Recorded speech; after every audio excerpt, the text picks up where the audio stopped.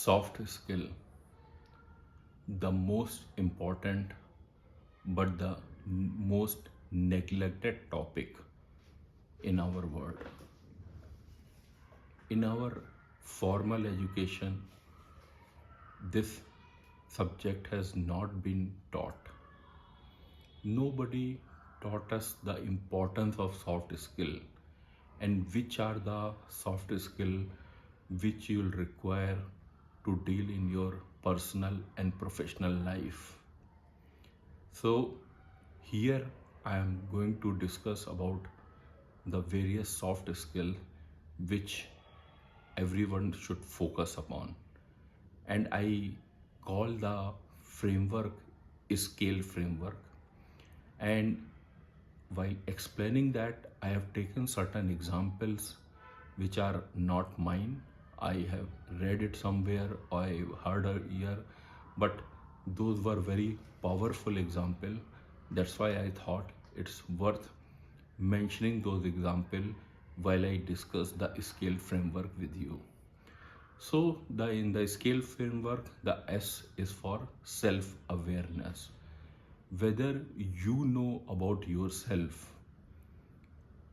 assuming your age is around 40 years, so it means you may have spent around 3,50,000 hours on this earth, and in that your parents, your teacher, your manager, your friends may have spent around 20, 40, or maybe 50,000 hours dedicatedly with you. For rest of the time, it means approximately 300,000 hours you have spent with yourself. So you are in the best position to know what are your likes, what are your dislikes, which are the things which you hate, and the exam which you have cleared, whether it was totally your luck or you have put your effort or your smartness. And there are many examples we can keep on taking here, where things which we have done in life, maybe nobody was watching us, maybe except for the God, and you were there. So you know in your heart how you were able to clear that. So self-awareness becomes the most important thing, sort of knowing who am I, whether I like traveling, whether I like reading books, watching movies, or it may be going on a motor trip or buying cars. Remember, each individual is different, and so are you. And your competition has to be only with yourself. Don't look at what your friends are doing, what your peers are doing. Maybe sometimes you can draw inspiration from them, but remember, you only knows what you really like, what gives you real happiness, when you feel cheerful, what are the things which you feel excited about, and it will be different from each individual. So self-awareness is the most important thing which I will say in this SCCALE framework. And here let me quote an example here, and as I said, all my examples I have read somewhere. So this is the example of a goat which has been tied with a tree on a lush green field, and on that field there are many animals roaming around and eating the grass. Now there are various ways the goat can look at that scenario. It can either eat that grass, it can roam around on that circle, eat the grass, and maybe once it finishes, more grass will grow. Or maybe it can, once it eat the grass, it will get more strength, it will break the rope and run like a free animal. Or it can feel bad, oh, I'm tied with the rope, my luck is bad. So it's again the awareness of itself which is the most important thing. But if that goat looks, just keep on looking at the other animals, it will always feel bad. But it's not looking that it can still eat the grass which is there as part of that circle. And that is what is the self-awareness, knowing your strength, your situation, and the decisions what you're taking, and the things which are your weakness or where you need help. And that brings me to the second point, which is C for collaboration, for the things where you are not strong, you can collaborate with others. As I said, each individual has different strength. So can you work in a team where you give your 100 or 200%, where you are strong, and you take help of the other team members where you are not strong? Together you may become with other people a fantastic team which can deliver many things. But are you able to collaborate with others and keeping your ego aside? Ready to share the victory with others and able to collaborate? So this is the C, and in this there is one more C, that is connecting the dots. Are you able to connect the dots? Here let me take one more example which I have read somewhere.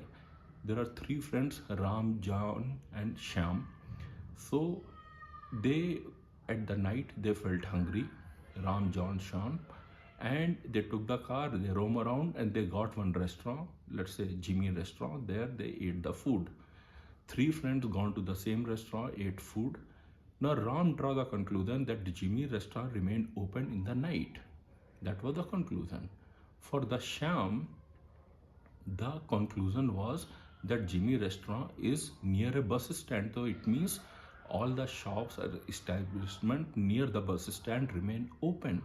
So tomorrow if he goes to another city, their Jimmy restaurant may not be there, but bus stand may be there.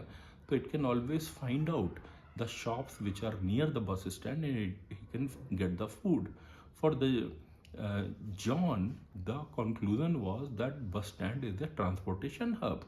So if he goes to another city, then he can go to either a railway station or bus stand or airport, because all are transportation hub. And he draw the conclusion that shops or establishment near the transportation hub remain open in the night.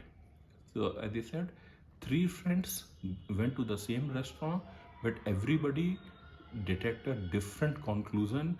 It all depends on how they have connected the dots. It's only a Jimmy restaurant or a bus stand or a transportation hub, and you know then how each will prosper in the life. So this is the C of connecting the dot. Then comes the A, articulation skill. Are you able to articulate your thoughts? And when I say articulation, it need not be a oral speech. It can be a written communication, it can be oral speech, or it can be a combination of both. But are you able to convey the message in a precise way? And that becomes very important, whether other person is able to understand what you are saying. So articulation skills become very much important. After that comes L, which is learning. And I will say here, learning, unlearning, relearning, all are a part of that. Let me again take an example which I have read somewhere. There are two friends. Here I will again take Ram and Shyam, who wanted to learn guitar. So they joined a class. Now both were spending 9 hours daily for that coaching class.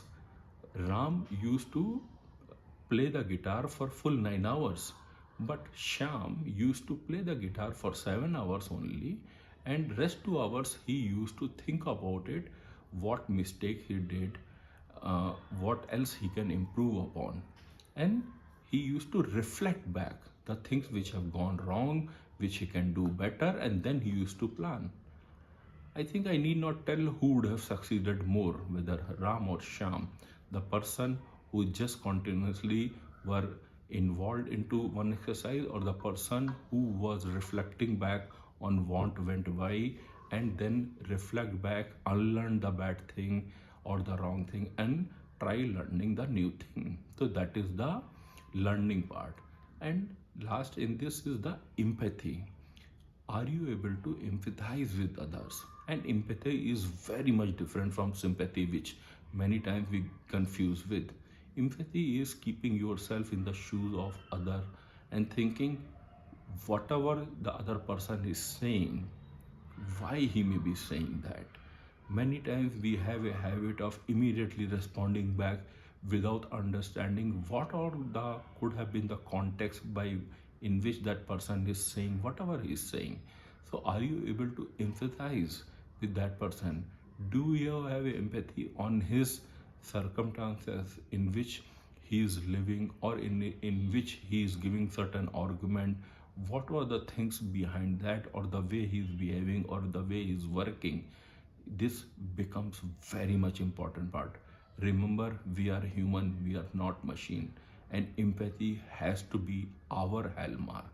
So, to summarize, I will say this is the scale framework: self awareness, collaboration, connecting the dot, articulation is skill, unlearning, learning, relearning, and empathy.